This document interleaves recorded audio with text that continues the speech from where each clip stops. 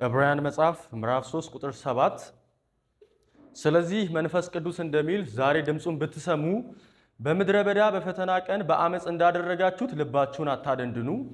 አባቶቻችሁ በዚያ ተፈታተኑኝ፣ መረመሩኝ፣ ያደረጉትንም ሁሉ ለ40 ዓመት አዩ። በዚያን ትውልድ ላይ የተቆጣሁት ለዚሁ ነበር። እንደዚህም አልሁ፣ ልባቸው ሁል ጊዜ ይስታል፣ መንገዴንም አያውቁም። ስለዚህ በቁጣዬ እንዲህ ብዬም አልሁ፣ ወደ ረፍቴ ከቶ አይገቡም ይላል። እንጸልያለን።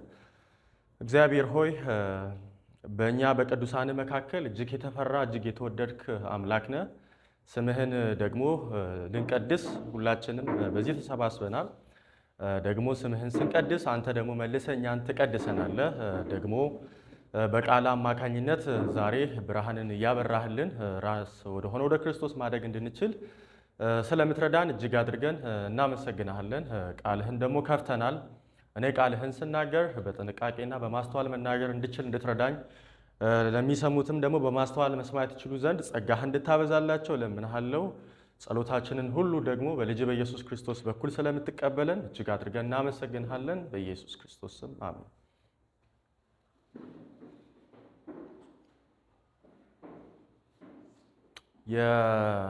ባለፈውን ሳምንት የተወሰነ ባስታውስ ጥሩ ነው ብዬ አስባለሁ። ምዕራፍ 3 ላይ ማነጻጸር የጀመረው ሙሴንና ኢየሱስ ክርስቶስን ነው የሚያነጻጽረው።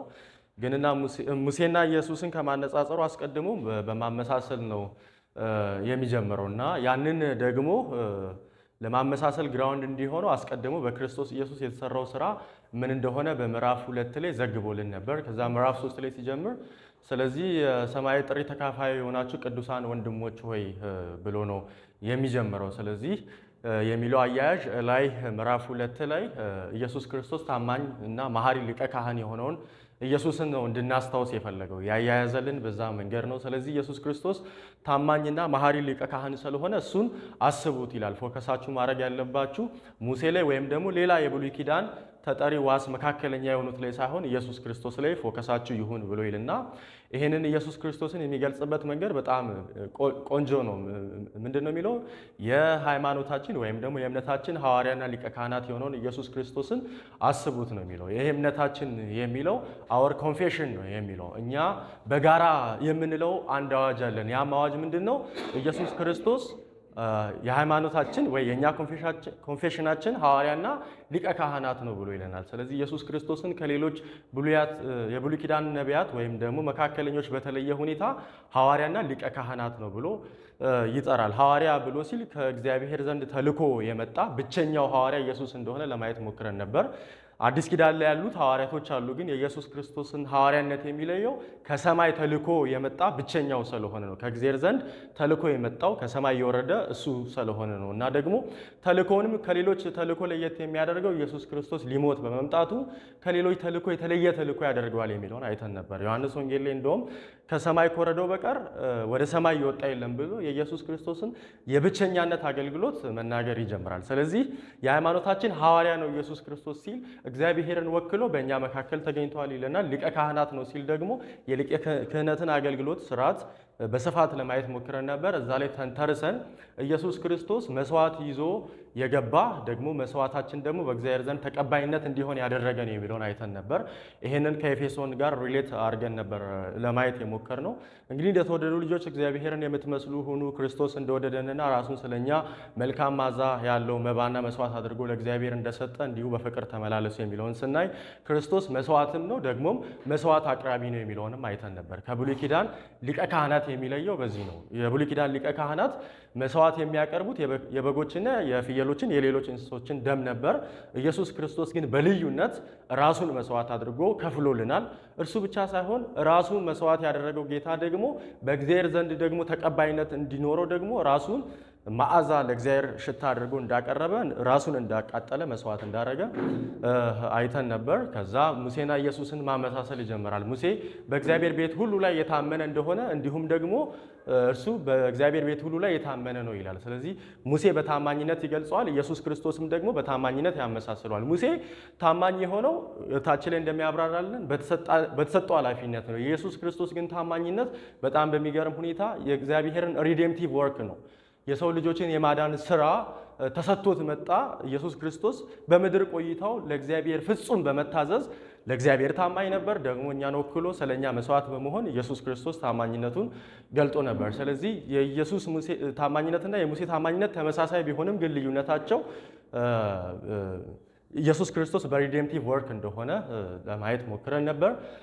ከዛ ደግሞ ሙሴ በቤቱ ሁሉ ላይ ተሾሟል ይለናል። ኢየሱስ ክርስቶስ ደግሞ እንደ ልጅ ነው በቤቱ ላይ የተሾመው። በአገልጋይና በልጅ መካከል ያለውን ልዩነት ደግሞ መልሶ ያቀርባል።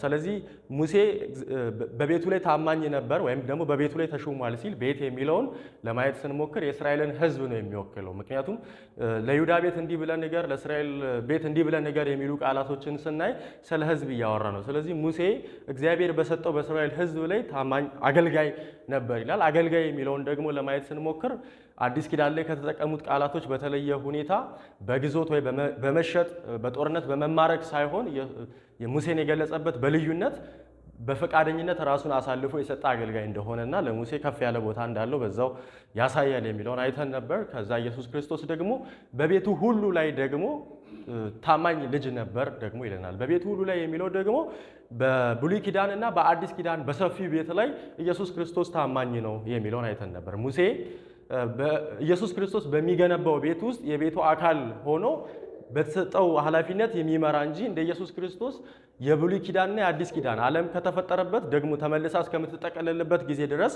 ያለውን ኃላፊነት እንዳልወሰደ አይተን ነበር።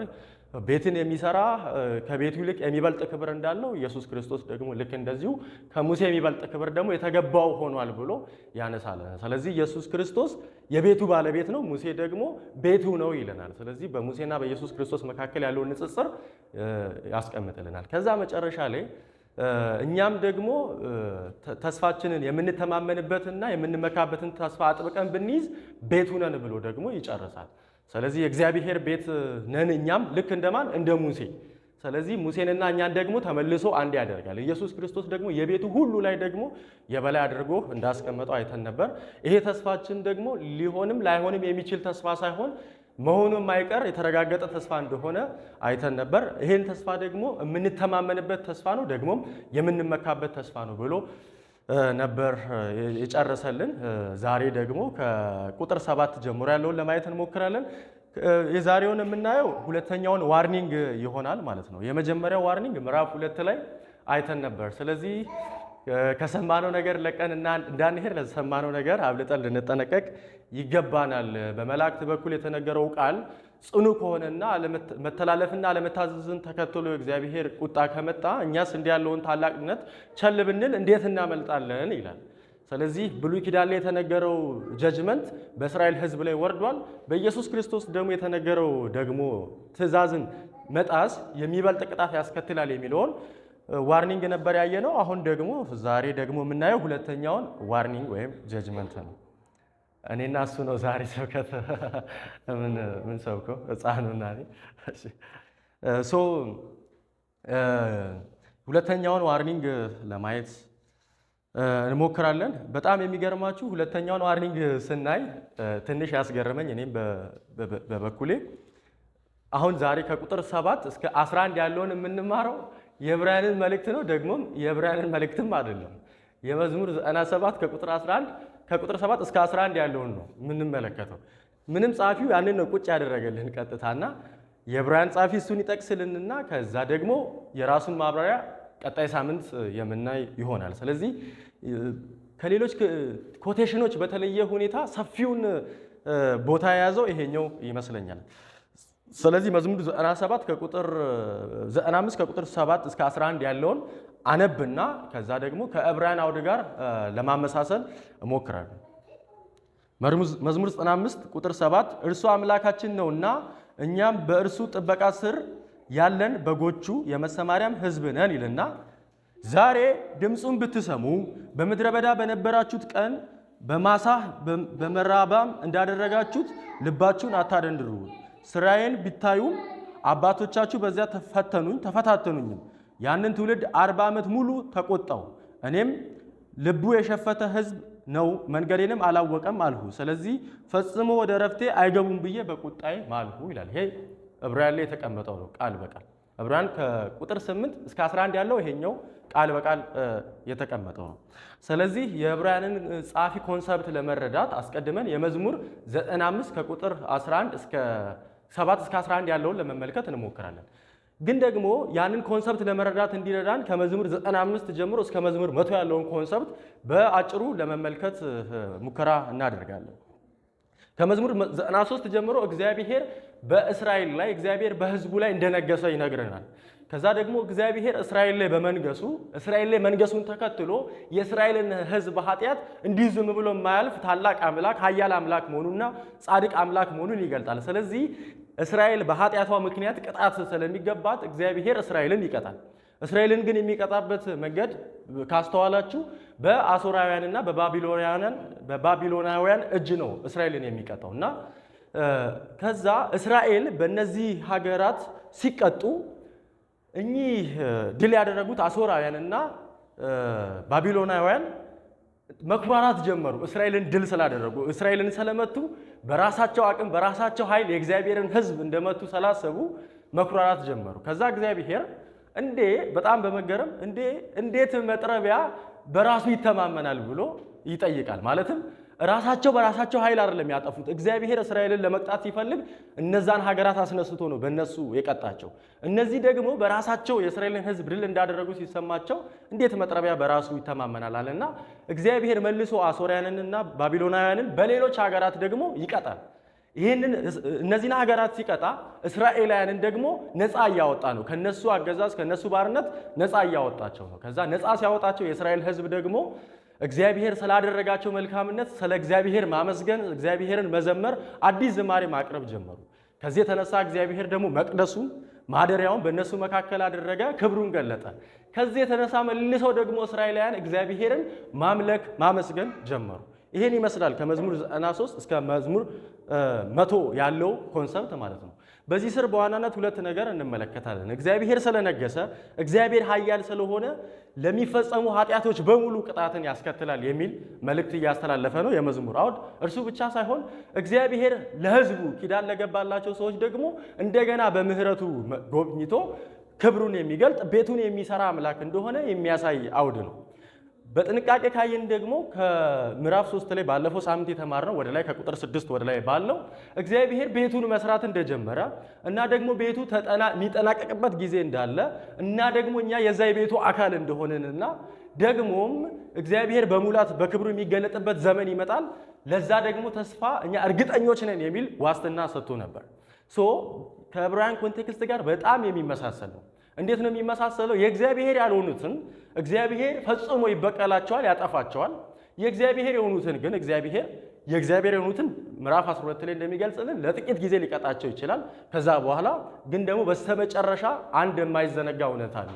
ለክብር ያበቃቸዋል፣ ማደሪያው ይሆናሉ፣ ክብሩን ይገልጣሉ ከሚለው ከዕብራውያን አውድ ጋር እጅግ ተመሳሳይ ነው። ስለዚህ የዕብራውያን ጸሐፊ ያንን ኮት ማድረጉ ለሚያወራው ሐሳብ እጅግ ወሳኝ እንደሆነ መረዳት እንችላለን። ያንን ኮንሰፕት ለመረዳት ደግሞ ከቁጥር 7 ጀምሮ አንድ በአንድ ማየት እንችላለን።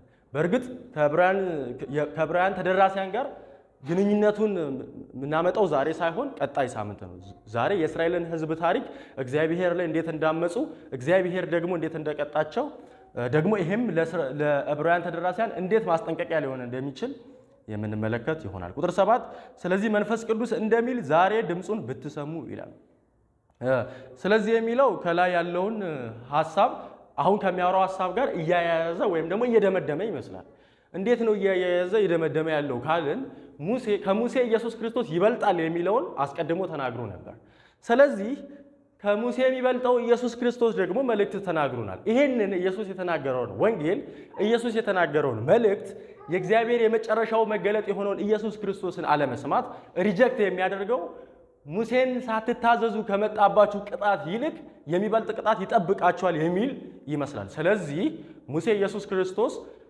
ኢየሱስ ክርስቶስ ከሙሴ ስለሚበልጥ ለኢየሱስ ቃል ታማኝ ልንሆንና ያንን አጥብቀን ልንይዝ ይገባል፣ ከሱ ልናፈገፍግ አይገባም የሚል መልእክት እያስተላለፈ ይመስላል። ይህንን እናያለን። ስለዚህ መንፈስ ቅዱስ እንደሚል ዛሬ ድምፁን ብትሰሙ ይላል።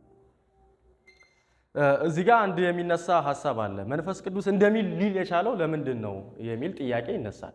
እዚህ ጥያቄ ላይ አንዳንዶች መንፈስ ቅዱስ እንደሚል ሊል የቻለው ጸሐፊው ማን እንደሆነ ስለማይታወቅ ነው የመዝሙር 95 የሚል ሙግት ያቀርባሉ። ለምን ዳዊት መዝሙርን ሙሉን እንዳልጻፈ 150ውን መዝሙር እንዳልጻፈ ይታሰባል። ስለዚህ አንዳንድ መዝሙሮች ወይም ደግሞ አብዛኛው መዝሙሮች በማን እንደተጻፉ አይታወቁም። የአንዳንዶቹ ሊታወቅ ይችላል፣ የአብዛኞቹ ግን አይታወቅም የሚል ኮንቪክሽን አለ በውስጣቸው። ስለዚህ መንፈስ ቅዱስ እንደሚል የሚለው ጸሐፊው ማን እንደሆነ ስለማይታወቅ ነው የሚል ሙግት ያቀርባሉ። ይሄ ግን ብዙም ትርጉም የሚሰጥ አይደለም። ለምንድነው ትርጉም የማይሰጠው? ጸሐፊው የሚታወቅ ሲሆን ታዲያ መንፈስ ቅዱስ አይደለም እንዴ የዛ ባለቤት የሚለውን መጠየቅ መቻል አለብን። እና ጸሐፊው ስላልታወቀ መንፈስ ቅዱስ ይላል በቀጥታ እንድንል አያስደፍረን የሚችለው ምንድነው? ከዚህ በፊትም ስናይ አንዱ በሌላ ስፍራ እንዲህ ብሏል ብሎ መዝሙር 2:8 ሲጠቅስ አይተን ነበር። የመዝሙር ጸሐፊ ማን እንደሆነ ይታወቃል። ከምዕራፍ 1 ጀምሮ ያለው ዳዊት በነበረበት ዘመን የተጻፈ መዝሙር እንደሆነ ይታወቃል። ስለዚህ ያ ጸሐፊ ዳዊት እንደሆነ እያወቀ አንዱ በሌላ ስፍራ ብሎ ጠቅሶልናል። ስለዚህ መንፈስ ቅዱስ ማለቱ ነሰሰርሊ ጸሐፊው ማን እንደሆነ ስለማይታወቅ ሊሆን አይችልም። እኔ ግን ጸሐፊው የዚህ የመዝሙር 95 ጸሐፊ ዳዊት እንደሆነ ራሱ የዕብራውያን ጸሐፊ ስለሚገልጽልን ብዙም እዛ ክርክር ውስጥ መግባት አለብን ብዬ አላስብም። ለምንድን ነው ይህንን የምለው? ምዕራፍ 4 ላይ ቁጥር 7 ላይ የዚህ የመዝሙር 95 ጸሐፊ ዳዊት እንደሆነ ይናገረናል። ምዕራፍ 4 ቁጥር 7 የዕብራውያን ማለት ነው። ስለዚህ እግዚአብሔር ዛሬ ብሎ እንደገና አንድ ቀን ወሰነ፣ ይህም ከብዙ ዘመን በኋላ በዳዊት በኩል ይልና ተመሳሳይ ቃል በዳዊት በኩል ድምፄን ብትሰሙ ልባችሁን አታደንድኑ ተብሎ ቀደም ሲል እንደተነገረው ነው ይለናል። ስለዚህ ይሄኛውን ቃል ኮት ያደረገው ከመዝሙር 95 ቁጥር 7 እስከ 11 ካለው ነው ወስዶ ያመጣው። የዕብራውያን ጸሐፊ መልሶ ምዕራፍ 4 ላይ የመዝሙር 95 ጸሐፊ ራሱ ዳዊት ነው የሚለውን ገልጾልናል። ስለዚህ ጸሐፊው መንፈስ ቅዱስ እንደሚል ሲል ጸሐፊው የመዝሙረ ዳዊትን መዝሙር የጻፈው ዳዊት እንደሆነ ስለማያውቅ አይደለም። ዳዊት እንደሆነ እያወቀ ግን መንፈስ ቅዱስ ነው በዳዊት በኩል አድሮ የተናገረው እያለ ነው። ስለዚህ በዋናነት መንፈስ ቅዱስ እንደሚል ሲል ማንም የሚጻፈው ማንም በእነሱ አድሮ ለሕዝቡ የሚናገረው ራሱ መንፈስ ቅዱስ ነው የሚለውን ነው የሚያሳየን። በዚህም ደግሞ የቅዱሳት መጻሕፍት ሁሉ ምንጭ ወይም ደግሞ ባለቤት ራሱ መንፈስ ቅዱስ እንደሆነ መረዳት እንችላለን። ዕብራውያን መጽሐፍ ላይ ይህንን ፕሩፍ አድርጌያለሁ። ግን ደግሞ ሁለተኛ ጴጥሮስ ምዕራፍ 1 ቁጥር 21 ላይ መንፈስ ቅዱስ የቅዱሳት መጻሕፍት ስልጣን ምንጭ እና ባለቤት እንደሆነ አድርጎ ይገልጽልናል። ምክንያቱም ትንቢት ከእግዚአብሔር የተላኩ ሰዎች በመንፈስ ቅዱስ ተመርተው ተናገሩት እንጂ ከቶ በሰዎች ፈቃድ የመጣ አይደለም ይለናል። ስለዚህ የዕብራውያን ጸሐፊ መንፈስ እንደሚል ብሎ ያለን ምንም እንኳን ዳዊት ቢናገርም በዳዊት በኩል እየተናገረ ያለው መንፈስ ቅዱስ ነው። ስለዚህ የመንፈስ ቅዱስን ድምፅ እስራኤላውያን ሪጀክት አድርገውታል እያለ የመንፈስ ቅዱስን ድምፅ አልሰማም ብለው ሄደዋል፣ ትተው ሌላ ጣዖት አምልኮ ማምለክ ጀምረዋል ብሎ ይለናል። በጣም የሚገርመው ደግሞ ዛሬ ብሎ ነው የሚለው። የዕብራውያን ጸሐፊ ራሱን ደግሞ ኮት ያደርገዋል። ይሄ ምንም እንኳን ብሉይ ኪዳን ላይ የተጻፈ ጽሑፍ ቢሆንም የእግዚአብሔር ቃል ለዛ ዘመን ብቻ የሚሰራ ሳይሆን በእኛም ዘመን የሚሰራ ነው እያለ ነው። መንፈስ ቅዱስ ዛሬ እንደሚል ብሎ ዛሬም ለዕብራውያን ተደራሲያን ይህንን መልእክት ኮት ሲያደርግላቸው የእግዚአብሔር ቃል ያረጀ ያፈጀ ነገር ብቻ ሳይሆን ዛሬም የሚሰራ ዛሬም ደግሞ ሕያው የሆነ ነው ይለናል። ምዕራፍ 4 ላይ መልሶ የሚያስቀርብልን በዚሁ መንገድ ነው። ስለዚህ እግዚአብሔር ስለማይለወጥ ያንን ቃል የሰጠው ራሱ እግዚአብሔር ስለሆነ የእሱ መልእክት በዛን ዘመን ብቻ ተገድቦ የሚበቃ ሳይሆን በዘመናት ሁሉ የሚሰራ አክቲቭ የሆነ ኃይል ያለው ነው ብሎ ያስቀምጥልናል። ዕብራውያን መጽሐፍ ምዕራፍ 4 ቁጥር 12 የእግዚአብሔር ቃል ሕያው የሚሰራ ነውና በሁለቱም በኩል ስለት ካለው ሰይፍ ሁሉ ይልቅ ስለታማ ነው፣ ነፍስን፣ መንፈስን፣ ጅማትን፣ ቅልጥምን እስኪለያይ ድረስ ዘልቆ ይወጋል፣ የልብንም ሐሳብ ምኞትም ይመረምራል ይላል። እግዚአብሔር ሕያው ስለሆነ የእግዚአብሔር ቃል ሕያው ነው። የእግዚአብሔር ቃል ሕያው ከሆነ ደግሞ የማይለዋወጥ በዘመን ሁሉ የሚሰራ ነው ይለናል። ይህንን ለምንድን ነው የሚያመጣልን? ያኔ የእግዚአብሔርን ድምፅ ሰምተው እስራኤላውያን አምፀው ቅጣት ከመጣባቸው ሳይቀየር ሳይለወጥ እግዚአብሔር ዛሬም ፍርዱን ቅጣቱን ያመጣል የሚለውን ያስረዳቸዋል። ቁጥር 8 በምድረ በዳ በፈተና ቀን በአመፅ እንዳደረጋችሁት ልባችሁን አታደንድኑት ይላል። ይህንን የዳዊትን ንግግር የሚጠቀመው ወይም ዳዊት ራሱ ይህንን ኮት ያደረገው በዘጸአት 17 ከቁጥር 22 እና በዘኍልቍ 20 13 ያለውን ነው ኮት ያደረገው። በእነዚህ በሁለቱ መጽሐፎች ውስጥ በዋናነት የምንረዳው እግዚአብሔር ሕዝቡን ከግብፅ ባርነት በታላቅ በብርቱ ክንዱ ነፃ ካወጣ በኋላ ተአምር እያደረገ ሕዝቡን መምራት ጀመረ። እስራኤላውያን ደግሞ እግዚአብሔር ላይ በመጠራጠር እግዚአብሔር ላይ ባለመተማመን እግዚአብሔር የሰጠውን ተስፋ በመጠራጠር እግዚአብሔር በምድረ በዳ ሊገለን ነው እንዴ ብሎ በእግዚአብሔር ላይ አጉረመረሙ።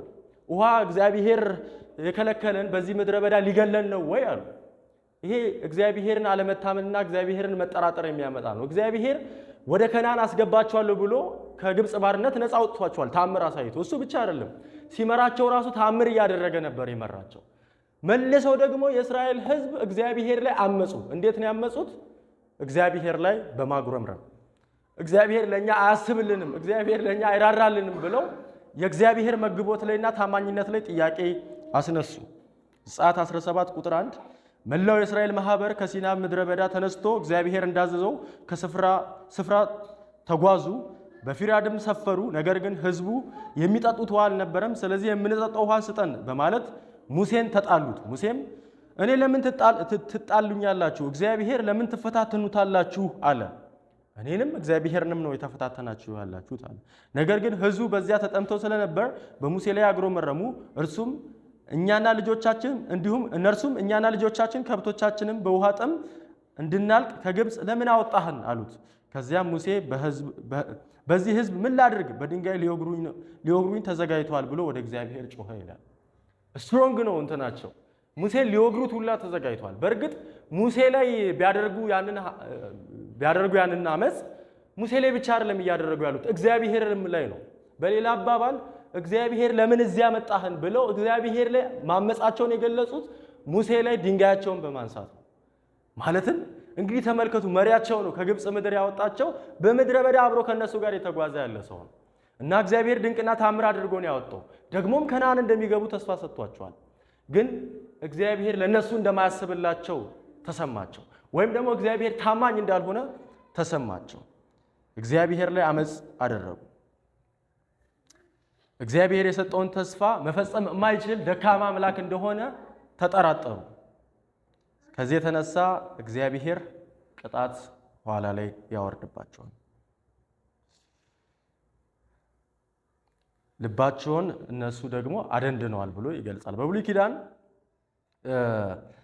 የእግዚአብሔር ነቢያት ለእስራኤል ሕዝብ መልእክት ይናገራሉ እና እስራኤላውያን የእግዚአብሔርን ድምፅ አልሰማም እያሉ ሪጀክት ያደርጉ ነበር። በነቢያት በኩል የተነገረውን የእግዚአብሔርን ድምፅ ሰምተው ልባቸውን አደንድነዋል። የዕብራውያን ጻፊ ደግሞ አሁንም እግዚአብሔር በልጁ የተናገረው መገለጥ አለ፣ መልእክት አለ፣ ይህንን እምቢ ብትሉ ደግሞ ልባቸውን እንዳደነደኑት እንደ እስራኤላውያን ናችሁ የሚል መልእክት እያስተላለፈ ነው። እዚህ ጋር ልባቸውን አታደንድኑ የሚለው የግሪኩ አክቲቭ ቮይስ ነው። ማለትም ልባቸውን ራሳቸው አደንድነው ነው አታደንድኑ የሚል መመሪያ ነው የተሰጠ ያለው። ስለዚህ እዚህ ጋር አንድ ጠቃሚ ነገር ማግኘት እንችላለን ብዬ አስባለሁ። ሰው ዊል አለው ማለት ነው፣ ሮቦት አይደለም ማለት ነው። ስለዚህ ሰው ዊል ስላለው ዊሉን ተጠቅሞ እግዚአብሔር ላይ እንደሚያምፅ፣ ዊሉን ተጠቅሞ ልቡን ለእግዚአብሔር ሐሳብ እንደማያስገዛ የሚያሳየን ነው። ይሄ ስል ዊሉ ፍሪ ነው እያልኩኝ አይደለም። ግን ደግሞ ዊል ቢኖረውም ሰው መልሶ እግዚአብሔርን ከማጥቃት ወደኋላ የሚል ፍጥረት አይደለም። በእርግጥ ሌላ ጊዜ ሰፋ አድርጌ ለማብራራት እሞክራለሁ። በነፃ ፈቃድና በፈቃድ መካከል ያለውን ልዩነት ለማብራራት እሞክራለሁ። ሰው ፈቃድ አለው፣ ነገር ግን ፈቃዱ ነፃ አይደለም። በኃጢአት ኢንፍሉዌንስድ የሆነ ፈቃድ ነው ያለው። ስለዚህ ሰዎች ፈቃድ ቢኖራቸውም እንኳን ፈቃዳቸው ለእግዚአብሔር የሚገዛ እንዳልሆነ ነው የሚነግራል። ስለዚህ ፈቃዳቸው ወደ ኃጢአት፣ ልባቸው እግዚአብሔር ላይ ወደ ማመፅ ያዘነበለ ነው ማለት ነው። ስለዚህ ልባችሁን አታደንድኑ ልክ እንደነሱ ብሎ ይላቸዋል ማለት ነው የዕብራውያንን ተደራሲ።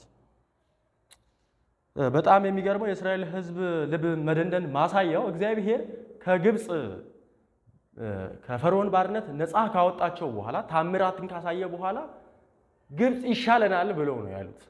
ማለትም እግዚአብሔር የሰራላቸውን ስራ አጥላልተዋል፣ ወይም በእግዚአብሔር ምሪት ውስጥ ከመሆን ይልቅ በጨለማው ዓለም ግዛት ውስጥ መሆንን ፈልጓል። ይሄ የሰው ተፈጥሮ ነው። ባይዘ ወደ ግብጽ መመለስ አለብን ብለው እግዚአብሔር ስጋ ያዘነበ አብልቷቸው የግብጽ ሽንኩርት ናፈቃቸው። እግዚአብሔር ታምር ያደረገ አለት የሰነጠቀ ውሃ ጠጥቷቸው በባርነት ውስጥ ጭቃ እየረገጡ የሚኖሩት ህይወትን ናፈቃቸው። ባይዘ የምግብና የመጠጥ ጉዳይ አይደለም። ሰው በልቡ ክፉ ስለሆነ እግዚአብሔርን ስለማይፈልግ ከእግዚአብሔር ይልቅ የዲያብሎስን መንግስት ስለሚወድ ነው። ከዲያብሎስ ጋር ተባብሮ በኃጢአት እንደፈለገ እየኖረ እግዚአብሔርን ማሳዘንና እግዚአብሔርን ማመጽ ስለሚወድ ነው። ግብፅን የመረጡበት ምክንያት ሽንኩርት የተሻለ ስለሆነ አይደለም። ከስጋ በባርነት ውስጥ ከመኖር በነፃነት መኖር የተሻለ እንደሆነ ስለማያውቁ አይደለም። ነገር ግን በእግዚአብሔር አገዛዝ ውስጥ መኖር በጽድቅና በቅድስና መኖር ነው። እግዚአብሔርን እየመሰሉ እግዚአብሔርን እያስደሰቱ መኖር ነው። ግን ደግሞ እግዚአብሔርን እያስደሰቱ ከመኖር ይልቅ የሰው ልጅ ተፈጥሯዊ ዝንባሌው እግዚአብሔርን እየበደለ እያሳዘነ መኖርን ዘውትር ይመርጣል። ይሄንን ደግሞ እታች ላይ በደንብ እያብራራልን ይመጣል። ቁጥር 9 አባቶቻችሁ በዚያ ተፈታተኑኝ፣ መረመሩኝ፣ ያደረጉትንም ሁሉ ለ40 ዓመት አዩ ይላል። አባቶቻችሁ ብሎ ማለት መዝሙር 95 በሚጻፍበት ዘመን ለነበሩ ሰዎች አባቶቻችሁ ብሎ በዘኍልቍና በዘጸአት የተፈጸመውን ታሪክ እንደ ምሳሌ አድርጎ ለነዚህ ሰዎች ይጠቅሳል። የዕብራውያን ጻፊ ደግሞ ሁለቱንም ወስዶ ደግሞ ለዕብራውያን ተደራሲያን ያስቀምጣል። አባቶቻችሁ በዚያ ተፈታተኑ ይላል። የሚገርም አገላለጽ ማለት ቤዚክሊ እግዚአብሔር አምላክ ከሆነ ሰው ለእግዚአብሔር ሰሚት እያደረገ ነው መኖር ያለበት። እግዚአብሔር ግን እጅግ ቸር ከመሆኑ የተነሳ ሰብስቧቸው እንኳን ይፈታተኑታል። እግዚአብሔር ማለት መፈታተን የሚለው የአንድ ጊዜ ተግባር ብቻ አይደለም። በተደጋጋሚ እግዚአብሔርን የሚያስቆጡ ማለት በሚሰሩት ኃጢአት ምክንያት የእግዚአብሔርን ቁጣ እየቀሰቀሱ እግዚአብሔር እንዲያጠፋቸው የሚያደርግ ድርጊት በተደጋጋሚ ተፈታትነውት ነበር። መረመሩኝ ይላል ደግሞ በጣም የሚገርም ነው። ማለት እግዚአብሔር እኮ የማይመረመር አምላክ ነው እና ምን ያህል የሰው ልጅ ዲፕራቪቲ በእስራኤል ሕዝብ ውስጥ መመልከት ትችላላችሁ። መረመሩት እግዚአብሔር ማለት የሰው ልጅ አይበቃም። በውስጡ ጣዖት ማምለክ ይፈልጋል። ለምንድን ነው? በራሱ ቁጥጥር ስር በራሱ ዕውቀት ስር ከራሱ ዕውቀት ውጪ ያልሆነን ነገር መፍጠር ስለሚፈልግ ነው። አሁንም እግዚአብሔርን እንደ ጣዖት ነው ማሰብ የፈለጉት። መረመሩት እግዚአብሔርን። ማን ነው እግዚአብሔር? ተገልጦላቸዋል እኮ በፈቃዱ። ደግሞ እግዚአብሔር እኮ ትራንሴንደንት የሆነ ነው። ይሄንንም ነግሯቸዋል። እግዚአብሔር ሰዎች በተፈጥሮ አእምሯቸው ሊረዱት የማይችል ምጡቅ አምላክ እንደሆነ ነግሯቸዋል ለእስራኤል ሕዝብ። ግን ደግሞ የሰው ልጅ ኃጢአት እግዚአብሔርን በራሱ ቁጥጥር ውስጥ ማድረግ ስለሚፈልግ እግዚአብሔርን መረመሩት። እግዚአብሔር ነው የሚለው በጣም የሚመስለኝ አሳዛኝ በሆኑ ቃላቶች የተጠቀመ ይመስለኛል። ተፈታተኑኝ፣ ደግሞ መረመሩኝ፣ ያደረጉትንም ሁሉ ለ40 ዓመት አዩ ይላል። እግዚአብሔር ያላደረገው ነገር የለም፣ ሁሉንም ነገር አድርጓል። ለእስራኤል ከሚያስፈልገው ነገር ያጓደለው ምንም ነገር የለም እያለ ነው። ስለዚህ ለ40 ዓመት ያደረጉትን አዩ ይላል። ማሶሬቲክ ቴክስትና ሴፕቷጀንቱ ላይ 40 ዓመት እስራኤል አዩ ሳይሆን 40 ዓመት ተቆጣዋቸው ነው የሚለው። የዕብራውያን ጻፊ ግን ከዛ በተለየ ሁኔታ 40 ዓመት እስራኤል አዩ ነው የሚለው። የሆነ የተወሰነ ልዩነት አለው አይደል? ማሶሬቲክ ቴክስቱም ሴፕቷጀንቱም በተመሳሳይ ሁኔታ 40 ዓመቱ የእግዚአብሔር ስራ የተገለጠበት ሳይሆን እግዚአብሔር ቁጣውን የገለጠበት አድርጎ ነው የሚገልጸው። የዕብራውያን ጻፊ ግን ሽፍት ያደርጋል። 40 ዓመቱ ቁጣው የተገለጠበት ሳይሆን የእግዚአብሔር ስራ የተገለጠበት ነው ይልና ከዛ የእግዚአብሔር ቁጣ ደግሞ ከ40 ዓመቱ በኋላ የመጣ ነው የሚለውን ነው የሚያነሳልን። ለምንድነው የዕብራውያን ጻፊ ይህንን ቅደም ተከተል መቀያየር ያስፈልገው የሚለውን ለማብራራት እሞክራለሁ። ከዛ አስቀድሞ ግን የዕብራውያን ጻፊ ልክ እንደ ሐዋርያቱ እሱ ራሱ ኦቶሪቴቲቭ መሆኑን እየገለጸልን ነው። ማለትም ቃላትን ሽፍት እያደረገ ነው። ለሚፈልገው ዓላማ ኦልድ ቴስተመንት ላይ ያለውን ቃላት እየተጠቀመ ነው። ስለዚህ ልክ እንደ ሐዋርያቱ ኦቶሪቴቲቭ ባለስልጣን መሆኑን እየገለጸልን ነው። ግን ለምንድነው ሽፍት ማድረግ ያስፈልገው? አሁንም እኔ የሚመስለኝ ሽፍት ያደረገበት ዋናው ፖይንት እግዚአብሔር በክርስቶስ ኢየሱስ በኩል ታምራቱን፣ ስራውን፣ ኃይሉን ለረጅም ጊዜ ገልጧል።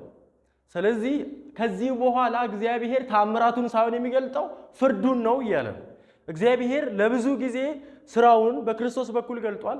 ይህንን የክርስቶስን ስራ ሪጀክት ማድረግ አለመቀበል ደግሞ ቀጥሎ ሌላ ታምራት እግዚአብሔር እንዲሰራ የሚያደርግ ሳይሆን እግዚአብሔር ፍርዱን እንዲያመጣ የሚያደርግ ነው የሚል መልእክት ያዘለ ይመስላል። ለዛ ነው ሽፍት ያደረገው የሚለውን ይይዛሉ። ከዛ ቁጥር 10 በዚያ ትውልድ ላይ የተቆጣሁት ለዚህ ነበር፣ እንዲህም አልሁ ልባችሁ ሁል ጊዜ ይስታል፣ መንገዴንም አላወቁም ይላል። በዚያ ትውልድ ላይ የተቆጣሁት ለዚህ ነበር ይላል። እግዚአብሔር ቤዚክሊ ያለ ምክንያት ዝም ብሎ የሚቀጣ አምላክ እንዳልሆነ እንረዳለን። ግን ደግሞ የእስራኤል ሕዝብ ላይ ደግሞ የቀጣው በምክንያት ነው። ምክንያቱም ደግሞ እግዚአብሔርን ስለተጠራጠሩ፣ እግዚአብሔርን ስላልታመኑ፣ እግዚአብሔር ለነሱ ማያስብላቸው አምላክ እንደሆነ አድርገው ስላሰቡ እግዚአብሔር በዚህ ምክንያት እነሱ ላይ ቅጣቴን አመጣው ይላል። ስለዚህ እግዚአብሔር ቁጣውን ያመጣው ለምንድን ነው? እግዚአብሔር የሰጠውን ተስፋ አጥብቀው ስላልያዙ። ለምንድን ነው ቁጣ የመጣው? እግዚአብሔር ላይ ስላልታመኑ። ይሄ ምንን ያሳየናል? ምዕራፍ 3 ቁጥር 6 ላይ ባለፈው ሳምንት ስናይ እኛም የምንተማመንበትን ተስፋ አጥብቀን ብንይዝ ቤቱ ነን ይላል። እያመሳሰለ ነው ከዕብራውያን ጻፊ ጋር ተደራሲያን ጋር።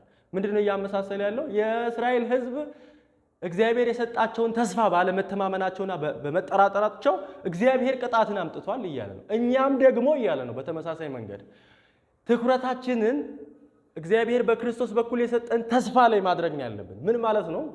እኔ ነኝ ጠርቻችሁ ያመጣሁት፣ እኔ ነኝ እስከ ፍጻሜ ማድረሳችሁ የሚል ነበር የእግዚአብሔር ተስፋ። እነሱ ደግሞ የእስራኤል ሕዝብ በራሳቸው በስራቸው በእግዚአብሔር ከመታመን ይልቅ ደግሞ በሌሎች አማልክት በእግዚአብሔር ከመታመን ይልቅ በሌሎች አካላት በሌሎች ሀገር መንግስታት ከነዓንን ሊወርሱ እንደሚችሉ አሰቡ። እግዚአብሔር የሰጠውን ተስፋ ሊፈጽም የማይችል ደካማን አምላክ እንደሆነ ነው ያሰቡት። ስለዚህ እግዚአብሔር የሰጠውን ተስፋ መፈጸም አይችልም ብለው ነው ያሉት። አሁንም ደግሞ የዕብራውያን ጻፊ ወደኛ ያመጣውና እኛም ደግሞ የተሰጠን ተስፋ አለ። ያንን ተስፋ አጥብቀን ብንይዝ ማለትም ክርስቶስ በደሙ ነፃ አውጥቶናል፣ ደግሞ ሙሉ ቤት አድርጎ ሊሰራን ክብሩን ሊገልጥብን ተስፋ ሰጥቶናል። ስለዚህ እኛ ወደ ራሳችን ወደ ስራችን ከክርስቶስ ውጪ ወዳሉት አካላት መመልከት የለብንም። ወደ እነማን? ወደ እነ ሙሴ መመልከት የለብንም። ወደ እነማን? ወደ ብሉይ ኪዳን ካህናት መመለስ የለብንም። ወደ ራሳችን ስራ መመልከት የለብንም። ክርስቶስ በስራው የፈጸመው ነገር አለ፣ ሊፈጽምልን ደግሞ ቃል የገባልን ነገር አለ። ስለዚህ ወደኛም ወደ ሌሎች አካላትም ሳንመለከት ተስፋው ላይ ብቻ እንጣበቅ ይላል።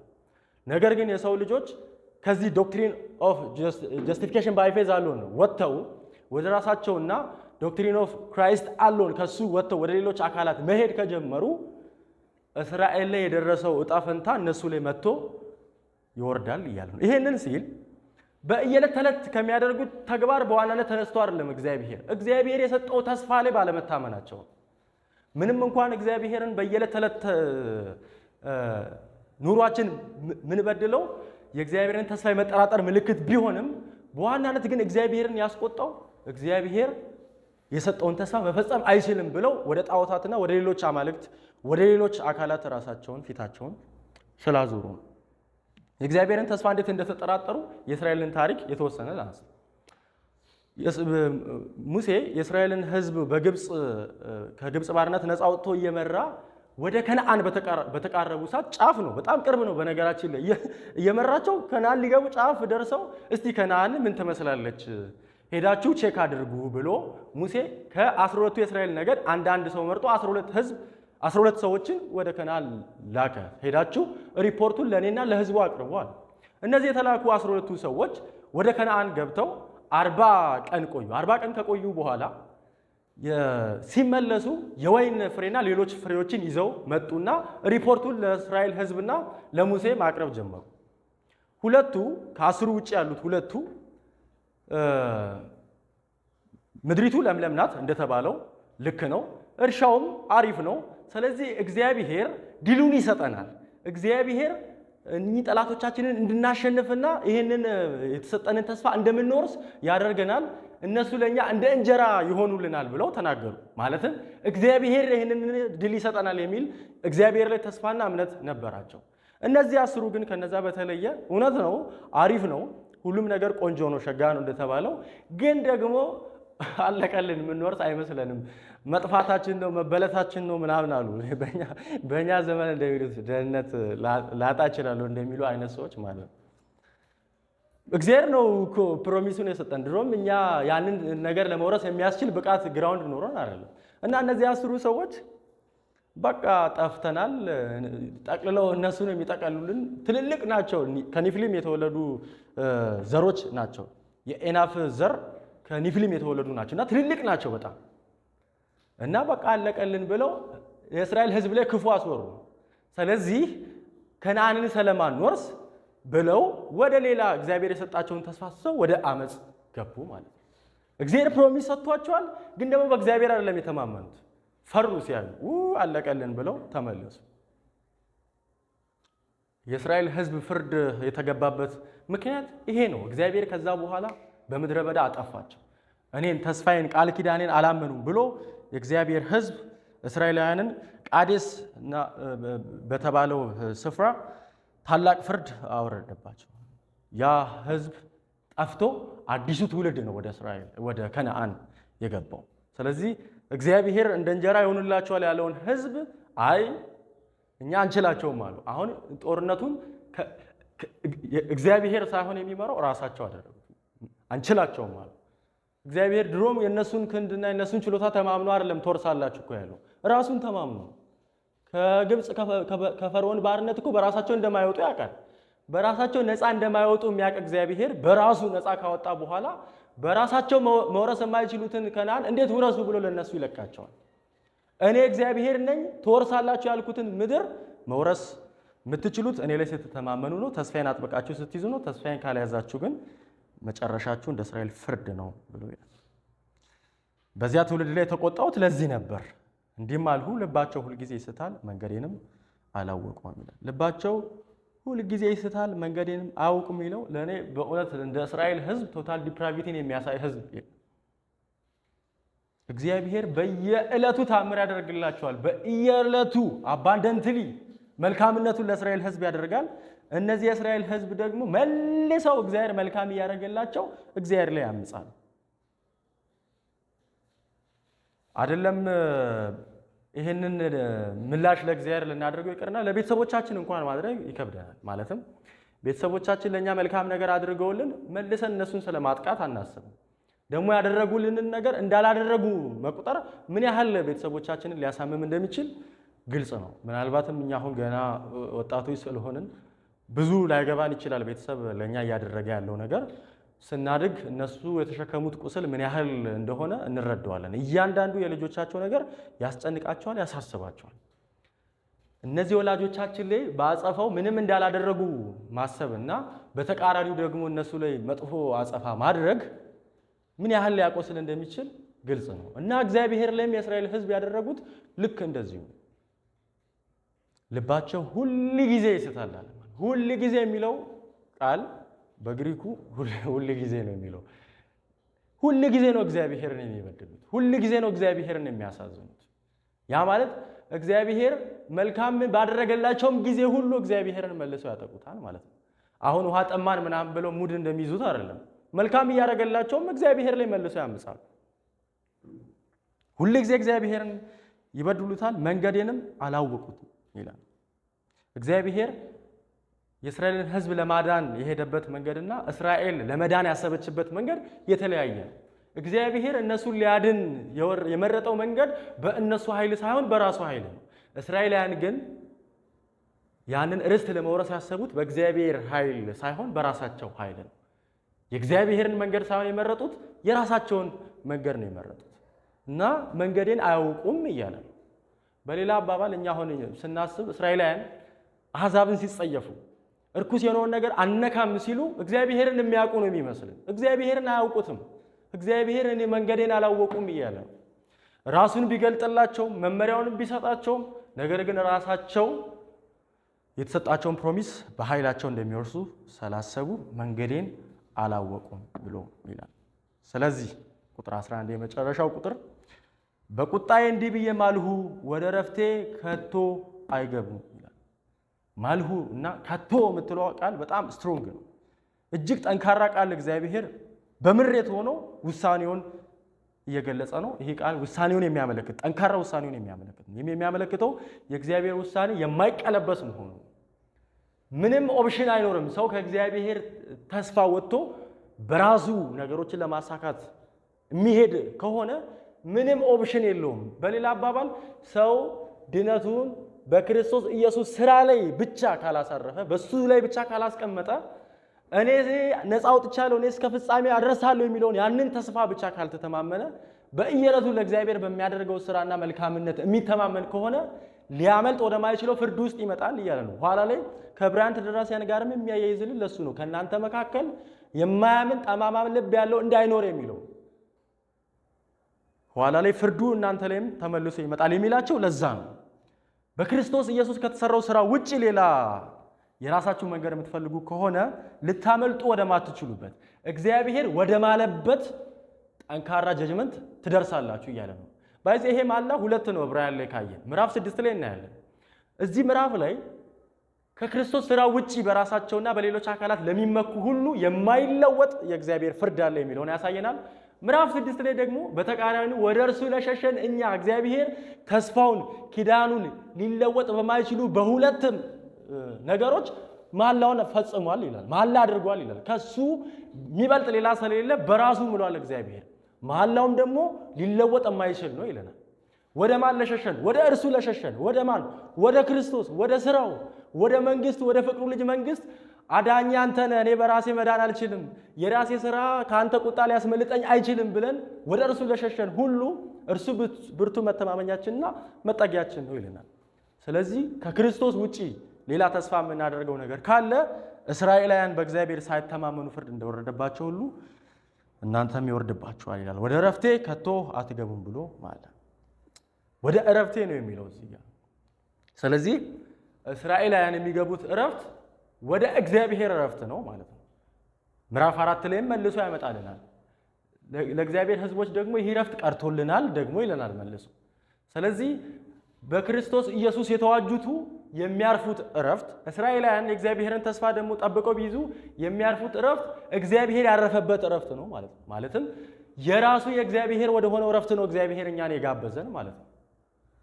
ሮሜ ምዕራፍ 8 ላይ ከክርስቶስ ጋር አብረን ወራሾች ነን ብሎ ይለናል። ማለትም ክርስቶስ የወረሰውን እሱን ነው እኛ መልሰን የምንወርሰው እያለ ነው። ክርስቶስ ከወረሰው ውጪ አይደለም እኛ የምንወርሰው፣ እሱን ክርስቶስ የወረሰውን እሱን ደግሞ እንወርሰዋለን ብሎ ይለናል። ይሄ እረፍቴ የሚለው ከግብፅ ወጥቶ በምድረ በዳ ያለውን ሕዝብ እረፍት ብሎ የሚያስቡት ወደ ከነዓን መግባት ነው። ከዛ መዝሙር የተጻፈላቸው ላሉ ሰዎች ደግሞ በዛ ዘመን ለነበሩ ሰዎች እረፍት ተብሎ የሚያስቡት ነገር ምንድን ነው? እግዚአብሔር በሕዝቡ መካከል መቅደሱን አኑሮ ክብሩን የሚገልጥበት ነው። ለነዚህ ደግሞ ለዕብራውያን ተደራሲያን ክርስቶስ በመጨረሻው ዘመን መጥቶ ኃጢአትን አስወግዶ እግዚአብሔር መቅደሱን በሕዝቡ መካከል የሚያደርግበት ሰከንድ ካሚንግን ነው የሚያሳየን። እነዚህ ሁሉ ግን የራሱ የእግዚአብሔር ነው። በዋናነት ከነዓን መግባት ምግብ መብላት፣ መጠጣት ምናምን ከዛ ያለፈ ነው። ለምለም ምድር ውስጥ ከመኖርም ባለፈ ነው። እግዚአብሔር መቅደሱን ክብሩን የሚያኖርበት ስፍራ ነው። ከእስራኤል ጋር ኪዳን የሚመሰረትበት ስፍራ ነው። የማይለወጥ ሐሳቡን የሚያደርግበት ስፍራ ነው። አሁንም ደግሞ ለአማኞች እግዚአብሔር በክርስቶስ በኩል ምድር ላይ የሚነግስበትና ኃጢአት የሚወገድበት ጠላቶቹ ሁሉ ተባረው እኛ የእሱ ልጆች ሆነን የምንቀጥልበትን እረፍት ነው የሚነግረን። ያ እረፍት እኛ በአእምሯችን እረፍት ብለን የምናስባቸውን እረፍቶች አይደለም። ባይዜ አንዳንድ ጊዜ ደስታን ስናስብ፣ እረፍትን ስናስብ፣ ክብርን ስናስብ የእኛን ዘመን ወይም ደግሞ የእኛን አመለካከት ኢንተርፕሪቴሽን ይዘን አይደለም መጽሐፍ ውስጥ መግባት ያለብን። እኛ ኤክስፔሪየንስ ያላደረግነውን ሰላምና እኛ ኤክስፔሪየንስ ያላደረግነውን እረፍት ነው።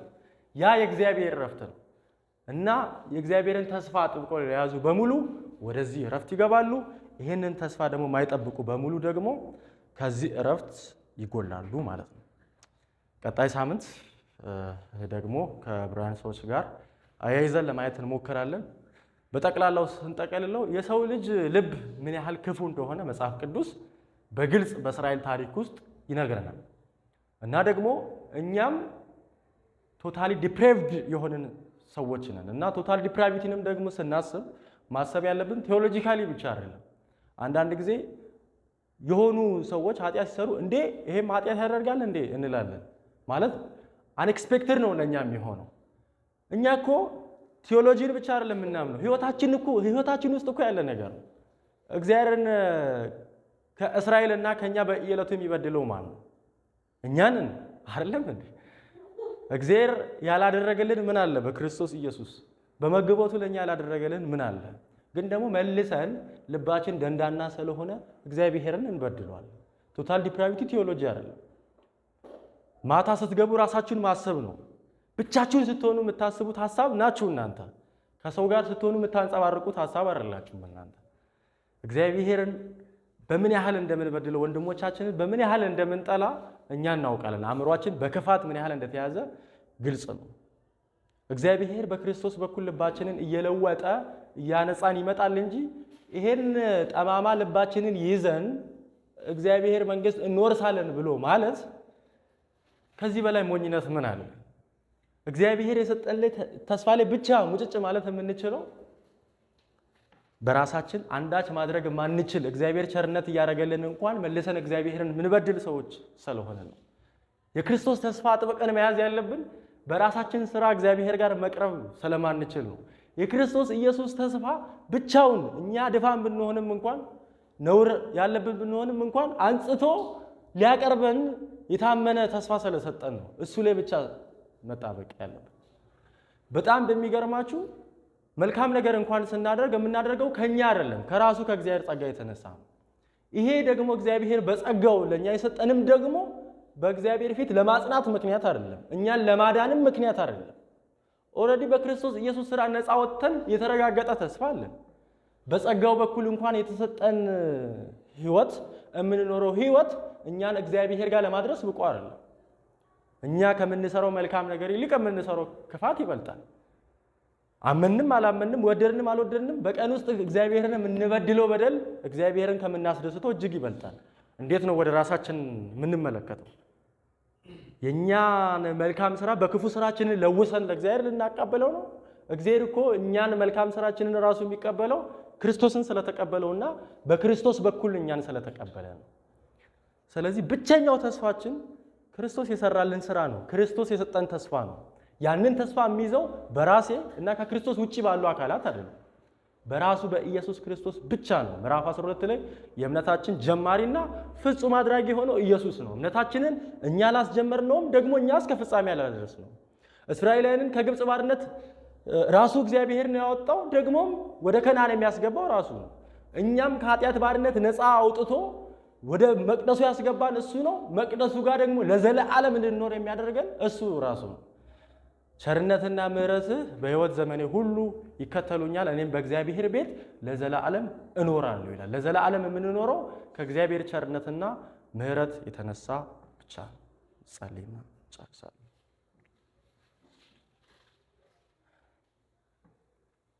እግዚአብሔር ሆይ እናመሰግንሃለን፣ ቸር ስለሆንክልን፣ መሐሪ ስለሆንክ፣ ልጅህን ስለከፈልክልን፣ በልጅህ በኩል ዘላለማዊ ተስፋ ስለሰጠህን እጅግ አድርገን እናመሰግንሃለን። በዚህ ተስፋ የምንተማመን የምንመካ ሰዎች እንድንሆን እንድትረዳን እንለምንሃለን። በኢየሱስ ክርስቶስ ስም አሜን።